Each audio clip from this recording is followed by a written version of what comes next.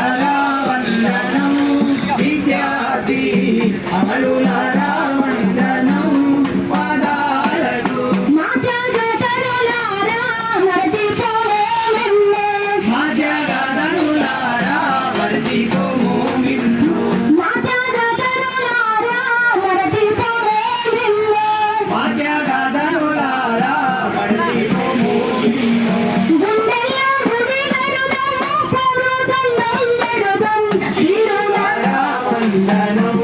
విద్యార్థి అమరులారా వందనం పాదాలకు.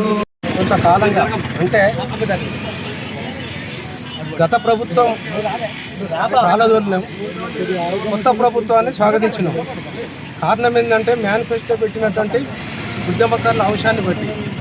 కానీ ఈ ప్రభుత్వం కూడా మేనిఫెస్టో వరకే పరిమితం చేసింది తప్ప ఆచరణకు నోచుకోలేని కాలంలో ఈ ఉద్యమకారులందరూ కూడా రోడ్ల మీదకి వచ్చే అవకాశాలు ఉన్నాయి.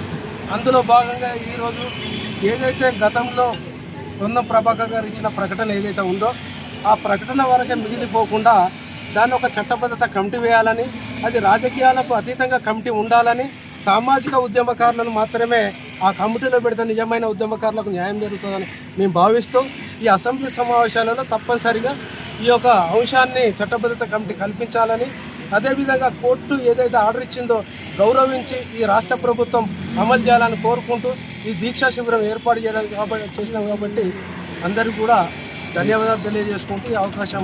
మీ పేరు చెప్పండి. నా పేరు కుమారస్వామి, గోధుమల కుమారస్వామి, తెలంగాణ ఉద్యమకారుల ఆకాంక్షల రాష్ట్ర చైర్మన్.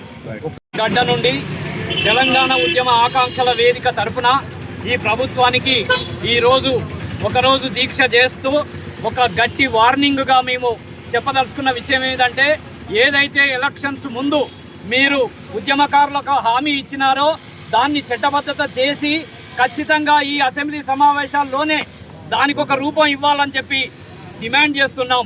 ఒకవేళ మీరు కనుక చేయకుంటే ఆల్రెడీ 2 సంవత్సరాల క్రితం ఎలక్షన్లకు ముందు ఏదైతే కేసీఆర్ చేతిలో ఆగమైన తెలంగాణ అని చెప్పి ఈ యొక్క రేవంత్ రెడ్డి గారి చేత బుక్ రాసి మేము రిలీజ్ చేయించినమో అట్లా మీకు వ్యతిరేకంగా కూడా రేపు బుక్ రాసి సామాజిక తెలంగాణ ఉద్యమకారులందరం కూడా ఏకమైతం ఖబర్దార్ అని చెప్పి కాంగ్రెస్ పార్టీకి మేము వార్నింగ్ ఇస్తా ఉన్నాం.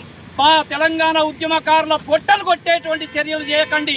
మేమందరం నిజమైన నికార్స్ అయినటువంటి ఉద్యమకారులం. ఇక్కడ మా గోధుమల కుమారస్వామి ఆయనతో ఉన్నటువంటి అనేక మంది చూస్తే ఒక్కొక్కరు ముసలోళ్ళు అయిపోయి కాళ్ళు ఉడిగిపోయి చాలా రకాలైనటువంటి ఇబ్బందులకు గురి అవుతా ఉన్నారు. మీరిచ్చిన వాగ్దానమే మీరు అమలు చేయకుంటే ఎట్లా? ఆల్రెడీ కోర్టు కూడా జడ్జిమెంట్ ఇచ్చింది. కాబట్టి మీరు జడ్జిమెంట్ను అమలు చేసి ప్రజలకు అనుగుణంగా ఉంటారా లేకపోతే ప్రజా వ్యతిరేకంగా మారుతారా నిర్ణయించుకోవాలని చెప్తూ ఈ సందర్భంగా డిమాండ్ చేస్తున్నాం. జై